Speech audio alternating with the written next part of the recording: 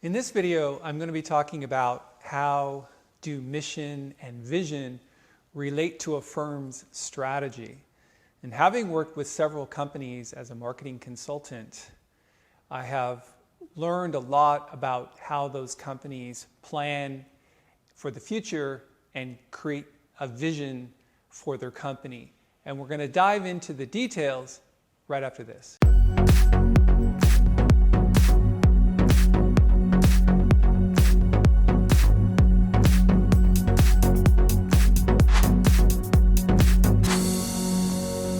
Hey, it's Tobey here from Training Business Pros. Thanks for joining me. Today we're talking about how mission and vision relate to a firm's strategy. And after having worked with several companies, I like to do with most of them the vision of their company. So I work with the leaders and we decide on what their vision is. And I like the Jim Collins version of vision, which is essentially three things: mission, purpose, and core values. And I'm going to talk about each one of those separately. And then in the end, once we've decided what our vision is for the company, then I'm going to talk about the next steps after this. So let's get into it now, shall we? So what is vision? Essentially, vision is looking into the future, 5 years usually, and deciding where we want to be as a company. And it's not just the leaders who decide. It's typically everyone in the company decides. And when you have proper vision and when leadership sets and works with their staff on proper vision, this can really create a lot of energy and enthusiasm amongst everyone who shares in that vision for the company. So as I mentioned in the beginning, I like the Jim Collins version of vision. And if you've never read any works by Jim Collins or worked with them and their team, it's really powerful. And it's essentially three things: mission, purpose, core values. So what is mission? Mission is, where are we going as a company? And along the way, what strategic key performance indicators can tell us how we're doing on that mission. For example, we want to go here. We want our company to do 20% per year for the next 5 years for a total of 100% increase in revenue share. We want to lead the marketplace in a specific product or a specific service in a specific area. So there are many potential missions that you could go on, but a mission is essentially, where are we going? And once everybody understands that, then you create, again, these measuring sticks along the way, these key performance indicators that can tell you how you're doing on your mission, whether you need to go around some things, whether you need to take a step back. And it's very important to understand that if you lay that out, it's kind of like, well, if we shoot for the stars, we're at least going to hit the moon kind of thing. Without vision, people don't have enough, without mission, people don't have enough intrinsic motivation. It's like, well, I don't really want to go there. That doesn't sound like something I'm interested in. So again, mission, very important. So the second part is purpose. So if mission is where we're going, purpose is, well, why are we going to do that? That's a good question for most people. It's like, well, if you decide you want to double in size as a company, it was like, why are we going to do that? What's the reasoning behind it?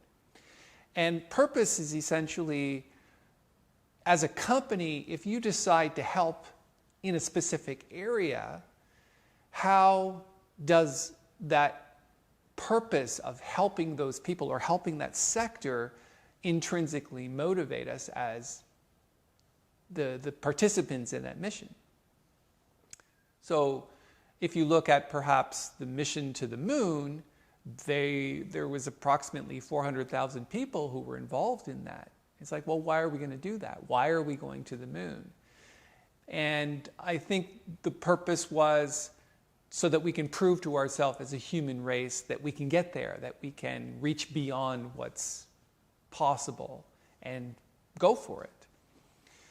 And I'm not exactly sure what their specific purpose was, but that seems like something I would want to get behind. And that's really the whole purpose of purpose. It's like, why are we going there? Why should we get behind that? Are we actually motivated by doing that? Okay, so mission is where we're going, purpose is why we're doing that, and then core values is how we're going to do that. So if you've never worked with a company that had a set of core values, what it means is the leaders of the company sort of decide, well, not sort of, they specifically decide what behavioral characteristics they would like amongst the people that work for them and work with them, and then also perhaps on the clients that they work with. So actually, if you look behind me, my vision, whole visual representation of vision is right behind me. And in there, it's like, well, mission, we're going to go here, and purpose, why we're going to do that. And then the core values, there's a list of them. It's like, well, we honor our commitments. We strive to elevate others. So all of these core values are what we use to hire people.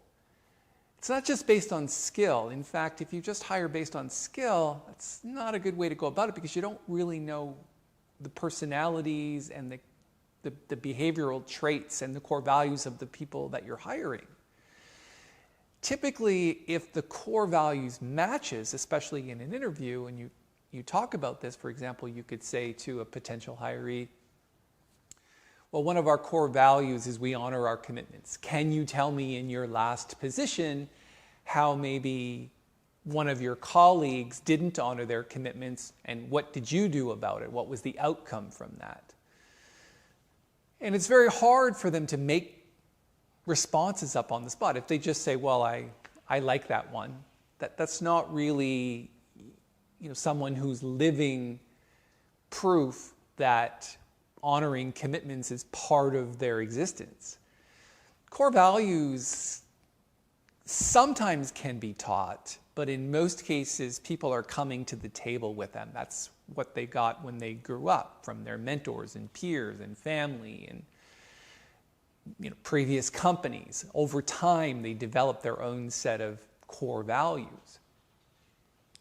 So we always, when we work with companies, we stress upon them the importance to have a specific list of 6 to 10 core values that they can use as a measuring stick for hiring people. But it can also be used to fire people. In other words, when somebody in the company violates a specific core value, then that can be used to say, hey, I think it's now time to part ways because you seem to be a dissenter, somebody who is not exactly on the same bus that we're on. You're a culture killer, if you will, because our culture is our core values. So when companies have this list, employees do not only sort of buy into those behavioral characteristics and core values, but they make it their own sort of personal mantra. It's the way that they operate and interact and work with other people. It's based on those core values. For example, we strive to elevate others. Well, I don't know if you've ever heard the expression, we could really accomplish a lot if we don't care who gets the credit. That's a core value that is based on elevating other people versus yourself. Staying away from competition and making everything a win-win scenario for everybody that's working on the business or that specific project. Okay, so let's do a little bit of recap and then we'll tell you what the next steps are. Okay, so I subscribe again, and I help many companies subscribe to the concept of vision, which is 3 things. Mission, where are we going as a company? And typically I like a 5-year mission. Purpose, which is, well, why are we going to go there? What's the reason behind what we're doing and where we're going to get? And then finally, core values is how we're going to get there. Here's how we're going to develop our team and grow our company based on us all having a belief system in these strong set of core values.